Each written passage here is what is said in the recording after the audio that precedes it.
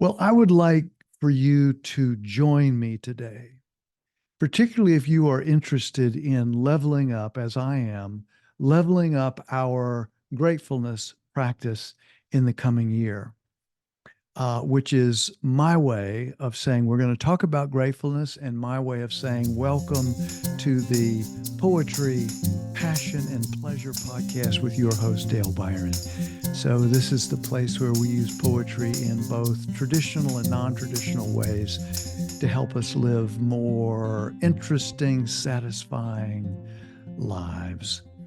And I want to talk again about this idea of leveling up our gratefulness practice. And I've got a couple of stories for us today. I want to talk a little bit about my friend and mentor for many years, Brother David Stendelrast, who is in some ways the grandfather or father of the latest resurgence over the last number of years, decades in the interest of gratefulness, and for good reason, because we're going to talk a little bit today how gratefulness can be such an amazing tool for living our lives more fully, an amazing tool for living our lives with more depth and happiness and yeah, all of that. But first, we're going to dive right into the poem, and then we'll talk a little bit about some different things about gratefulness because it can be an acquired taste, actually, and we'll talk about that in the poem. The poem is called Gratefulness, and it goes like this: Each day, the engine of my gratefulness, each day, the engine of my gratefulness must be coaxed and primed into action. Each day, the engine of my gratefulness must be coaxed and primed into action. Now, let's just, with those first two lines, uh, can you relate to that?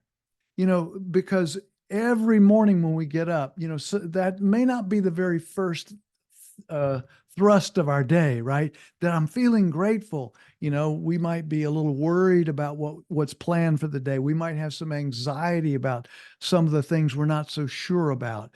We may have an ache or a pain, or who knows what we have.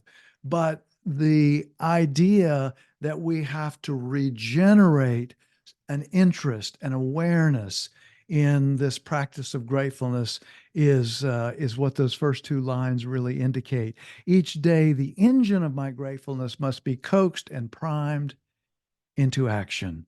Of course, the poem goes on. Of course, like any old clunker, like any old clunker, it would just as soon stay put. For even after the labored start beats the inertia, even after the labored start beats the inertia, and the plume of white smoke struggles upward, the same hills always appear. See, this is the thing about gratitude. It is amazingly powerful. And yet there are so many forces that are pulling at us in an average life. I mean, just in an average day, forces that are pulling against our ability to practice gratefulness. And the poem says, so even after the labored start, like even after we get going, and that, metaphoric plume of white smoke comes out of the car or the truck or whatever it is, the same hills always appear. And the poem goes on. It says, and the same hills always appear, soaring daily, tall and ominous as before. They didn't get any shorter.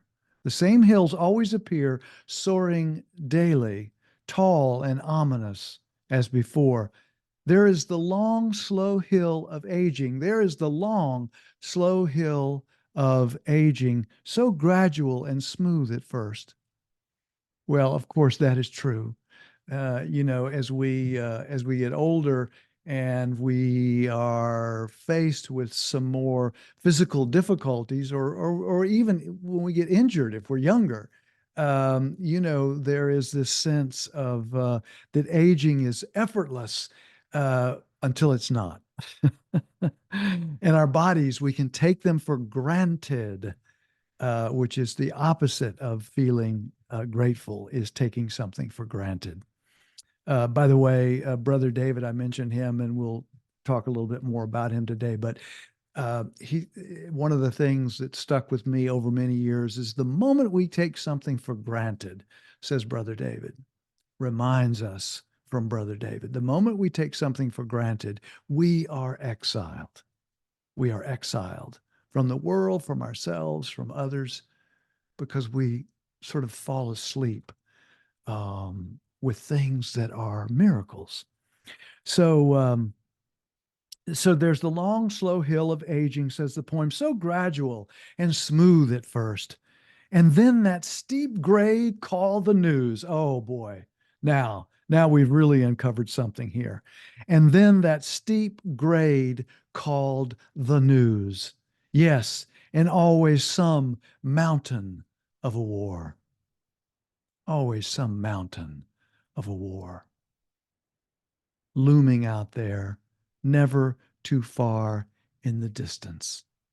Even an old idea or feeling long abandoned, even an old idea or feeling long abandoned might conspire to halt this fragile progress, in other words, toward a grateful feeling, toward a practice of gratitude.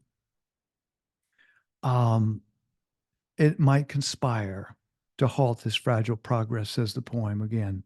Valves sputtering, tires flattening, clutch slipping. We're back to that metaphor of the car. But the old potato, potato, potato sound of the engine. You ever heard that before? Potato, potato, potato. But the old potato, potato, potato sound of the engine and all its mysterious fuel, for which I am truly, truly grateful, somehow, somehow keep stumbling along. Somehow keep stumbling along. Well, one of the things I was thinking about, kind of a funny little metaphor, or actually, I guess, a cliche that I like to use, is I say around gratitude and gratefulness is to stay a cheap date. Stay a cheap date. And what I mean by that is to stay easily amazed, easily impressed, easily entertained, easily awed by the amazing things in this world. And that's what I was thinking about. I don't think I mentioned it yet, but this poem, Gratefulness, is one that I wrote a number of years ago. And actually, I wrote it during the period of time when I was on the board of the Gratefulness organization, which gratefulness.org is a great, wonderful organization, by the way. And it's where I worked with and met Brother David Steindl-Rast many, many years ago, and was part of that organization for a long, long time. And of course, he still is connected in a huge way, because he was one of the founders of that. But if you think about this business of staying a cheap date, the note I made for myself is just the wonder of a cool glass of water, a summer tomato, a hug, a curious question asked by a dear friend that helps reveal some quality in ourselves that we had either forgotten about or were beginning to take for granted. And they ask us that question. You know, I had a dear friend the other day ask me a question, and it was just so wonderful. That little friend curiosity helped me see myself in a different, more satisfying and fuller way. So a curious question can spark gratitude, or to be, as we're saying, to stay a cheap date, to be impressed by that question. A simple walk in the forest is also the part of the note that I made for myself. Fog coming in over the hills, how glorious! But we have to stop and pay attention, have attention, be attention, in order to feel the gratitude for that happening. Any of these things. The sound of a guitar, the beautiful sound of a G chord, or a C chord, just the sound of one note. Or particularly, I was thinking about this week, hearing a new poet. Another dear friend sent me a poem I'd never heard before. And it was so delicious. And I was thought to myself, I wrote to her and I said, you have given me such a gift. This poet, I've been waiting my entire life to hear these lines. And I meant it. I absolutely meant it, because it was something that was just a nuance of a feeling that came through in that poem that I had never experienced before, but oh, so wanted to experience. A new poem can rock our world. Have you noticed? So, I had mentioned that I talked about my silly metaphor of stay a cheap date. It reminds me, Brother David tells a story and talks, in the sort of the form of advice, I suppose. He talks about having a small cup. Now, let me unpack that a little bit. Um, a small cup would indicate, for example, if we have a huge cup, and have you noticed that our culture, with our advertising and our marketing and never enough, and you're never enough, and you need this product to help you be happy, you need this product to be more complete because something about you is not right, or a lot of things about you are not right. And this advertising is for a product that's going to make you whole, make you happy, make you feel satisfaction in your life. And of course, we know it's not true. We know it's not true. Yes, of course, we need things in our lives. We need good food. We need transportation. We need clothing. There's things that we need. And of course, that helps to make our life satisfying. But there is no uh, thing that we can buy, exterior thing, that's going to have us feel happy and great and satisfied in our side, inside us, I should say. So, Brother David's advice is that rather than go with the culture's idea of make your cup bigger and bigger and bigger, make your cup more modest, so that when you fill it with whatever you fill it with, that it overflows much more easily. And then that feeling of being grateful for just that, the brief walk in the forest, or the all the things I talked about, a sip of coffee, a sip of delicious wine, um, just a bite full of wonderful food, a question from a friend, a hug from a loved one, a kiss. But we will not have our cup overflow if our cup is coaxed into being bigger and bigger and bigger, more and more and more. We need more and more and more to be happy. And we know in our more mindful, our more quiet moments, that is not true. More does not make us happy. Really doesn't. Brother David, speaking of him, he's such a sweetheart, such an amazing human being. So glad that I met him, and that we've been friends for a lot of years. And what a mentor. He said, in daily life, we must see that it is not happiness that makes us grateful, but gratefulness that makes us happy. How about that? In daily life, we must see that it is not happiness that makes us grateful, but gratefulness that makes us happy. Brother David Stendhal Rast. I love that. He also said, when I'm on a Brother David roll here, as we close the post, this edition of today's post, he said in a recent holiday letter, a letter of the season, holy days letter, we can say it that way. He said, Brother David said, if we shut our hearts to the pain of the world, our celebrations become superficial. If we shut our hearts to the pain of the world, our celebrations become superficial. If we let that pain overwhelm us, overwhelm our hope, we are lost in the dark. Tears in which pain and joy flow together do justice to life in its fullness. In its fullness.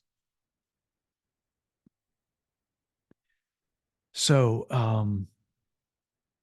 each day, the engine of my gratefulness must be coaxed and primed into action.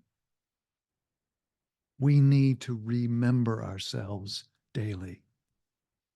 We are faced with war, with ecological catastrophe, climate catastrophe, climate being one symptom of a larger overshoot um, problem, challenge, predicament.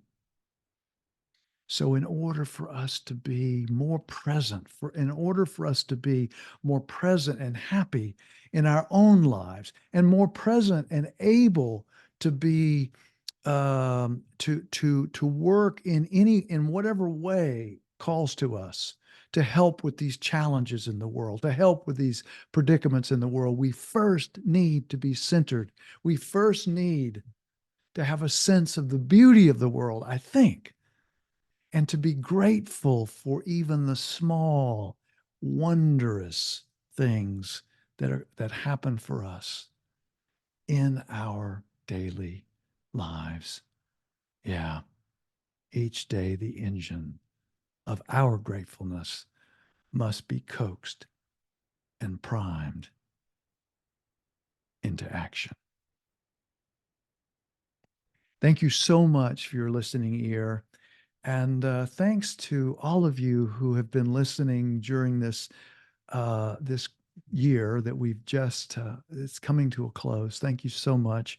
And we're going to have in the new year, we'll have new themes and new poems and all sorts of new ways to celebrate poetry as a joyful tool for both the amazing parts of our lives, the joyful, the wondrous parts of our lives, and also for the more difficult and losses and the grieving parts of our lives. And how, as Brother David says, those are always interlinked, always interlinked. So thank you again for your listening ear. Take good care of yourself until next time and next year and next poems. Please take care of yourself. And as I always say, if you can, take care of someone else. Thank you so much.